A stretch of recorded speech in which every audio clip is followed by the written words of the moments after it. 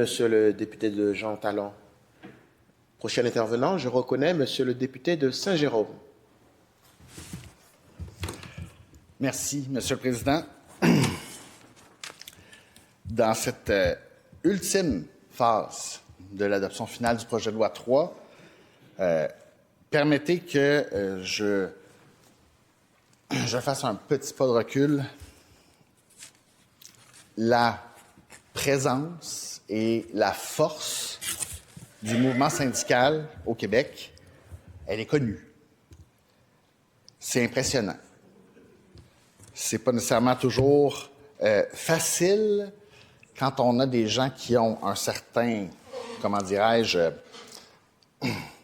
un ensemble de pouvoirs, un certain statut, des institutions qui sont, autrement dit, bien établies, qui ont tout un ensemble de lois et règlements, de nominations, de sièges réservés, de contester cet état de fait. En fait, je vous dirais que c'est pas juste que c'est pas facile, c'est très difficile.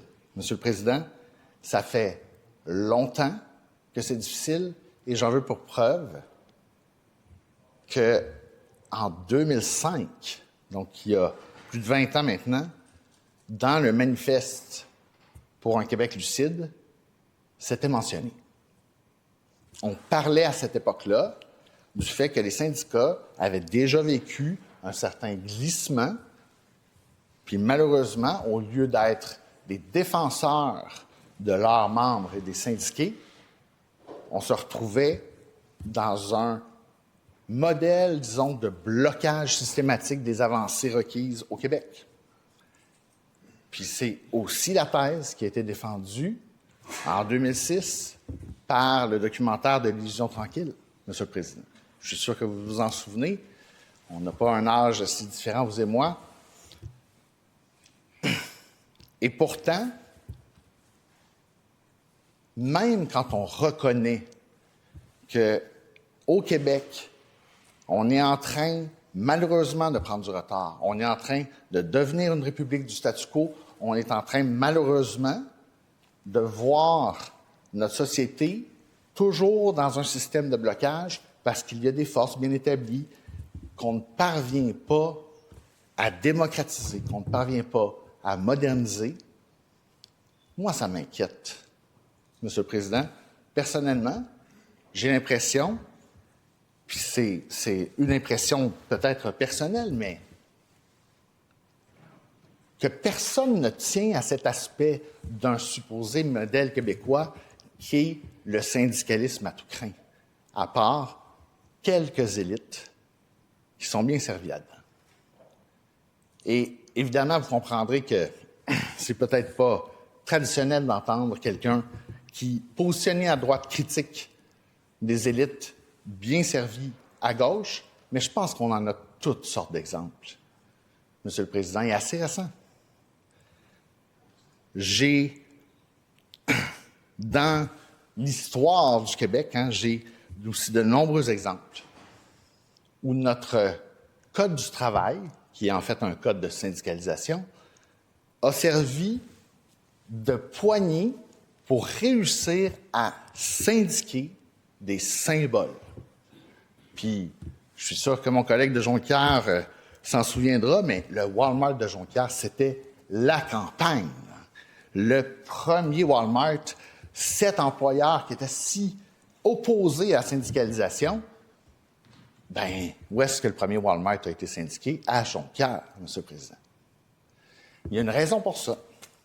Notre Code du travail, qui n'est pas un Code du travail, mais qui est un Code de la syndicalisation, permet que les démarcheurs syndicaux réussissent à éviter un mode de décision très démocratique qui est le vote au scrutin secret où les gens sont, et vraiment, je pense qu'il n'y a pas de façon plus démocratique, sont appelés à voter dans l'isoloir, en leur âme et conscience, face à eux-mêmes.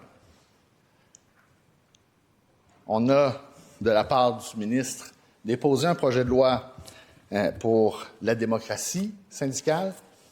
en oubliant, malheureusement et peut-être commodément, ce volet-là. Je trouve que c'est préoccupant. Et je comprends que Québec solidaire se serait peut-être opposé aux amendements que j'avais déposés, mais ce n'est pas Québec solidaire qui a voté contre. C'est le côté de la partie gouvernementale. Et c'est étonnant aussi. Et c'est décevant.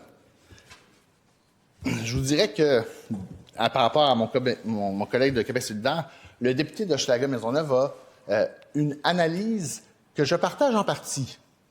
Alors, ça vous surprendra peut-être, M. le Président, mais c'est vrai que la définition des cotisations principales, des cotisations facultatives, c'est pas toujours clair. Alors, est-ce qu'il va y avoir des contestations? Est-ce qu'il va y avoir de la jurisprudence, des plaidoiries qui seront faites? Certainement. Je n'en doute pas. Un peu comme les impacts des conflits de travail sur la population en général, c'est juste bien assez flou pour qu'il y ait toutes sortes de débats, bien de représentations en cours. On s'en étonnera pas.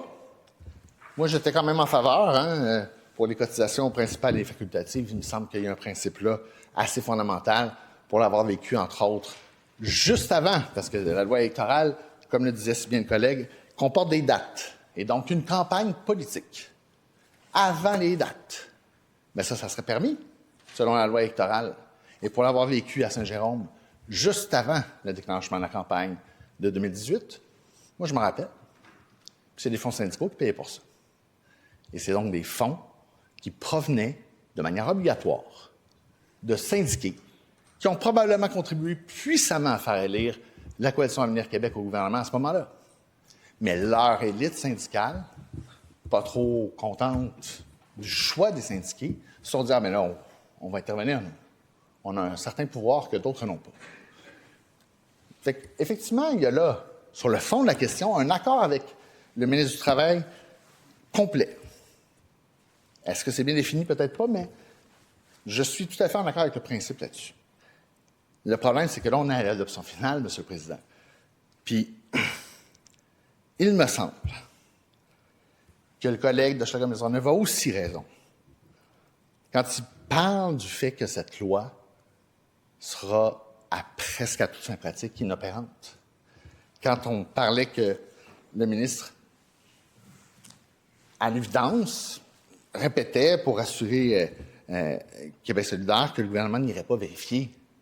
Bien, effectivement, ça devient compliqué. On peut comprendre.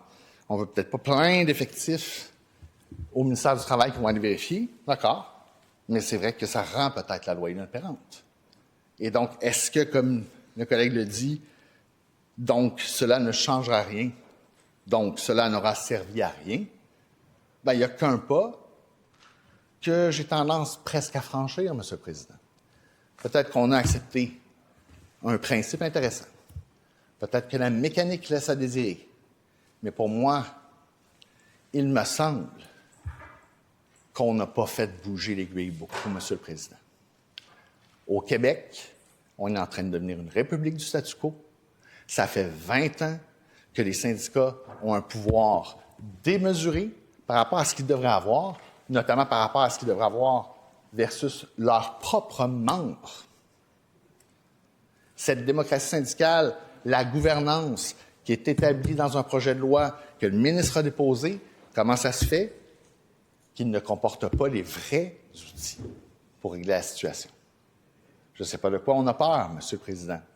Pourquoi est-ce qu'on ne transforme pas le Québec? Pourquoi est-ce qu'on ne pense pas à l'avenir? Dans un projet de loi comme celui-là, on aurait pu. Il y avait une vraie volonté de la part du parti qui a accédé au pouvoir de s'inscrire en rupture avec le passé, de dépasser un petit peu cette espèce d'attentisme, de statu quo environnant. Mais non.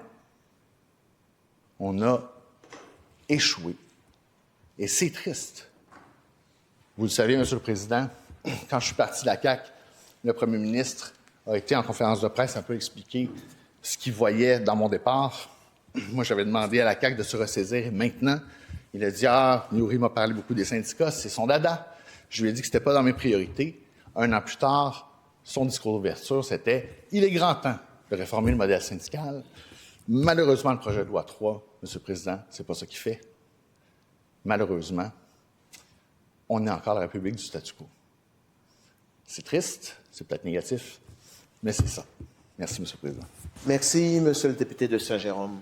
Est-ce qu'il y a d'autres intervenants? S'il n'y a pas d'autres intervenants, le projet de loi numéro 3. Alors, le vote électronique sera reporté à demain. S'il vous plaît.